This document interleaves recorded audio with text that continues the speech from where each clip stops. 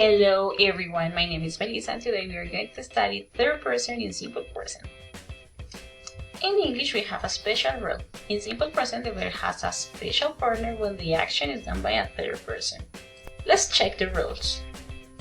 The first thing that we need to recognize is who is the third person. So we are going to talk about she, he, and it. Now let's talk about the verb.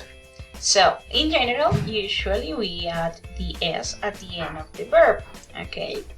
But when the verb ends in y, we are going to add ies. So in this case, cry becomes cries. And when the word or the verb ends with o, sh, ch, x, s.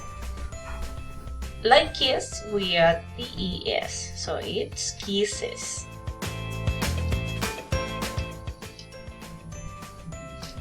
Let's check some examples. When the verb ends with s, she writes a book.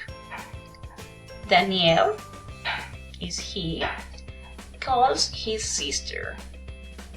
When it ends with ies, the butterfly flies in the garden. My son plays soccer on Sundays. Play is our exception because in this case, y is working as a consonant. So when it ends in a consonant, we add s. And let's see the examples with s. Maria goes to school at 7 a.m. Dad watches TV in his bedroom. Okay, but what happened in questions and in negative sentence? Let's check this example. Maria goes to school at 7 a.m. In the question, we are going to use thus. And as you see, the verb stays in the infinitive, in its infinitive form. Okay? So in this case, we don't need the es in the verb. Okay? And in negative questions happens almost the same.